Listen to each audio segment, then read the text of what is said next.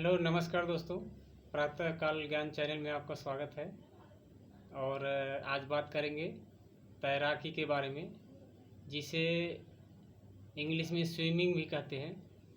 तो तैराकी क्यों ज़रूरी है, कैसे सीख सकते हैं और इससे क्या फ़ायदे हैं, वो आज डिस्कस करेंगे। थोड़ा कम समय का वीडियो है, आप स्किप मत करना, आप देखिए। तो चलिए शुरू करते हैं। दोस्तों, पानी में तैरने की कला को तैराकी कहते हैं। चाहे वो तालाब हो, चाहे नदी हो, चाहे वो सागर हो, तो उसमें तैरने की कला को हम तैराकी कहते हैं, जिसको इंग्लिश में स्विमिंग भी कहते हैं। और इसके कई सारे फ़ायदे हैं जो एक एक करके मैं आपसे डिस्कस करूँगा। तो पहला नंबर है इसके फ़ायदे।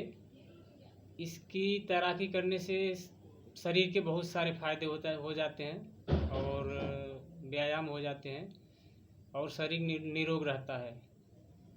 और ये कैसे होता है कि जैसे जब पानी पहाड़ों पर से गिरता है, कई प्रकार के झरनों पर से गिरता हुआ नीचे आता है, कई प्रकार की वनस्पतियों से गिरते हुए नदी में बह के आता है, तो उसके जो अंश होते हैं वनस्पतियों के, वो भी उसी पानी में सम्मिलित होते हैं। और जिसमें नहाने से कई प्रकार के त्वचा रोगों में भी फ़ायदा होता है।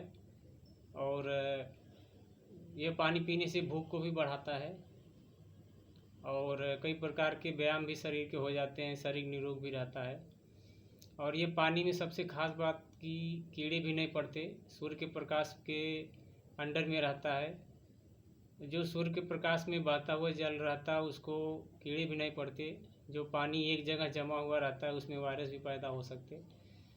तो इसके 3-4 फायदे मुख्य हैं और इसकी सावधानी भी बताएंगे आपको। दोस्तों, नदी में तैराकी में क्या सावधानी रखना है, वो भी हम थोड़ा ध्यान करेंगे। जब नदी में बाढ़ आई हो या उस समय तैराकी ज़्यादा दूर तक ना करें। ज़्यादा दिन तैराकी करके हो गया होगा तो उसके बाद लंबी दूरी भी तय ना करें। जैसे प्रैक्टिस छूट जाता है, 2-3 साल हो गए तैराकी करके, तो आप तैराकी ना करें, ज़्यादा दूर तक ना करें। अपना पहले का समय सोच कर कि भाई मैं इतना तैरता था तो ज़्यादा दूर अभी भी जाऊंगा, वैसा नहीं सोचना। प्रैक्टिस छूटने के बाद आदमी बीच में जाने के बाद थक भी जाता है और फिर वापस आना मुश्किल हो जाता है, क्योंकि पानी में उतरने के बाद ही समझ में आता कि भाई कितना दूर हम आ गए, फिर वापस पीछे उतना ही दूर जाना पड़ेगा। इसलिए प्रैक्टिस छूट गया हो तो ज़्यादा दूर की तैराकी ना तय करें। और नदी में जब बाढ़ आई हो उस समय ज़्यादा दूर तक तैराकी ना करें, क्योंकि पानी बहुत उफान पर रहता है। पानी में तल में भी कुछ दिखता नहीं है, कोई क्या है क्या नहीं है, बहुत दूर का बहाव रहता है। और तीसरा बात कि 25 से 30 फीट के अंदर ज़्यादा पानी में तैराकी करना भी आया तो ज़्यादा पानी के नीचे 30 से 40, 25-30 फुट से नीचे नहीं जाना, क्योंकि ये आपके लिए घातक सिद्ध हो सकता है। क्योंकि जितनी गहराई में हम जाएंगे पानी में, चाहे वो नदी हो, चाहे तालाब हो, चाहे समुद्र हो, तो पानी का दबाव नीचे बढ़ता ही जाता है। कुछ सीमा तक पानी भार को ऊपर फेंकता है और ज़्यादा हद से ज़्यादा नीचे गए तो पानी दबाव डाल देता है, तैरता हुआ इंसान भी डूब सकता है। तो ज़्यादा अंदर तक भी ना जाएं, अपने लिमिट के हिसाब से ही रहें, ये हमको सावधानी रखना पड़ेगा। बाकी हम आपको बताएंगे कि कैसे हम तैराकी सीख सकते हैं।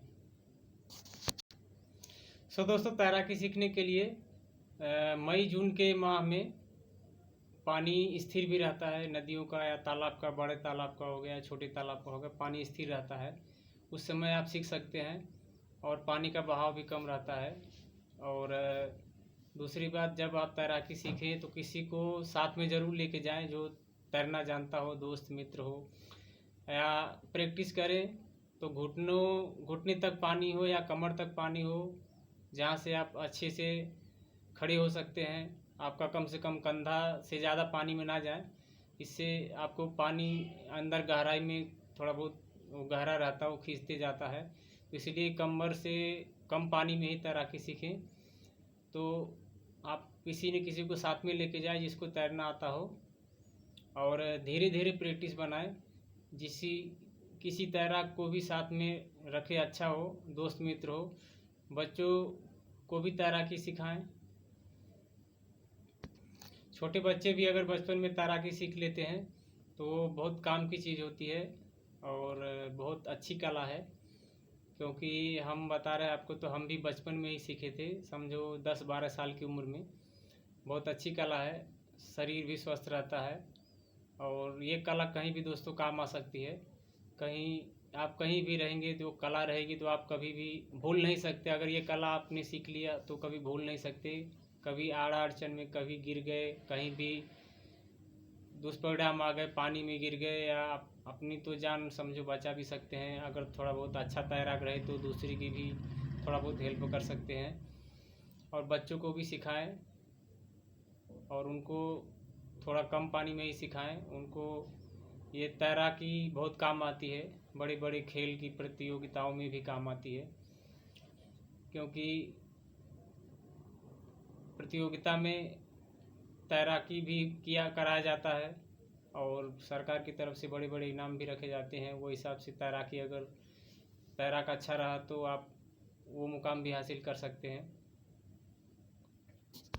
दोस्तों, नदी या तालाब में सबसे बड़ी सावधानी रखना है तैरते समय कि उसमें बड़े बड़े शैवाल रहते हैं। उनसे बचने के लिए अपने को मई जून के महीने में वो शैवाल बहुत ऊपर आ जाते हैं। बारिश में तो पानी का बहाव बहुत तेज़ रहता है, जिससे वो शैवाल बह करके साफ़ हो जाते हैं पानी से। और मई जून के महीने में जब पानी कम हो जाता है, पानी सूखने लगता है, तो हाइट कम होती है पानी की और शैवाल वो ऊपर दिखने लगता है और वो शैवाल बढ़ भी जाता है। तो उसमें दो तीन प्रकार के शैवाल रहते हैं।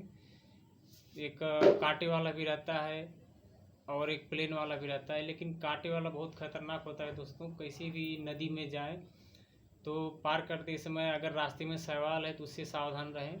वो पैर में फंस जाता है। जिधर से शैवाल कम रहे उसी तरफ से आप तैरना सीखें।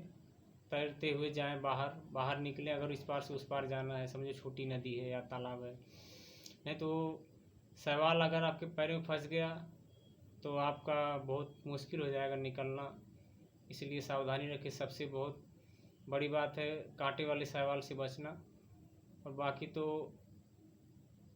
जिस नदी में आप नहाएंगे, समझो जिस तालाब में रहेंगे आप, तो उसका क्या सिस्टम है, वहाँ पे जलीय जंतु कौन कौन से रहते हैं वो तो आपको मालूम ही रहेगा। बाकी वो जीव जंतु कुछ नुकसान नहीं उतना पहुँचाते, सिर्फ क्रोकोडाइल वगैरह नहीं रहना, बाकी का तो छोटे मोटे जीव जंतु तो कुछ भी नहीं होता। और उसी प्रकार से शैवाल से आप बच सकते हैं। शैवाल का विशेष ध्यान रखना है, बहुत खतरनाक होता है। वो पैर में लगा तो निकलना मुश्किल हो जाता है और बहुत बेकार तरह लिपट जाता है पैर में।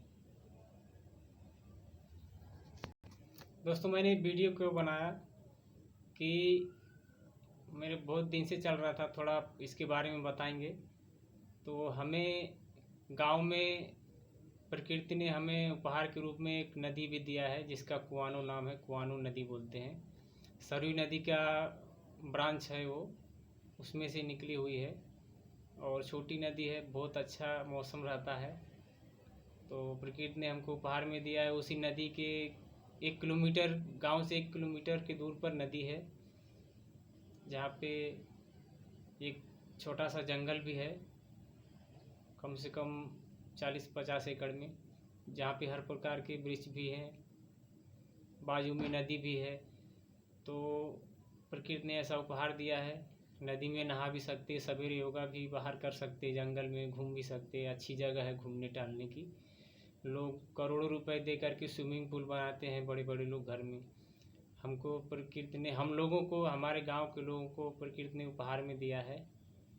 तो आप लोगों के घर के आसपास भी अगर वैसा नदी होगा, पहाड़ होंगे या जंगल होगा, तो उसका फ़ायदा उठाएं, उनकी रक्षा करें और उनका उपयोग भी करें। और आशा करता हूँ कि वीडियो आपको पसंद आया होगा और चैनल को सब्सक्राइब करें, लाइक करें और कमेंट भी करें। तब तक के लिए नमस्कार, जय हिंद, जय भारत।